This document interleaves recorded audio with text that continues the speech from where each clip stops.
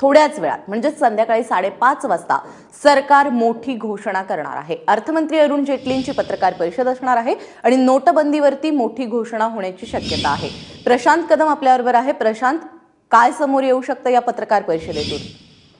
प्राजक्ता, नोटबंदी जेव्हा जाहीर झाली 8 तारखेला 8 नोव्हेंबरला, त्याला आता बरोबर 1 महिना होतोय आणि त्या पार्श्वभूमीवरती अरुण जेटली अर्थमंत्री यांची पत्रकार परिषद होती। 5:30 वाजता ही पत्रकार परिषद होणार आहे आणि नेमकी कुठली घोषणा होणार याच्याबद्दलची उत्सुकता खरं तर सगळ्यांनाच आहे।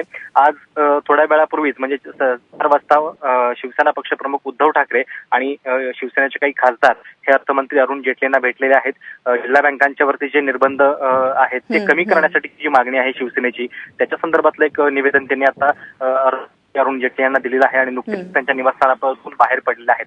पण ही एक गोष्ट झाली ज्याच्यामध्ये महाराष्ट्रातल्या अनेक नेत्यांचा, अनेक पक्षांचा इंटरेस्ट आहे, पण बाकीच्या देखील अनेक गोष्टी आहेत आणि त्याच्या संदर्भातले काही निर्णय होणार का किंवा एखादा कुठला निर्णय मागे घेतला जाऊ शकतो का याच्याकडे देखील या पत्रकार परिषदेमध्ये लक्ष असेल।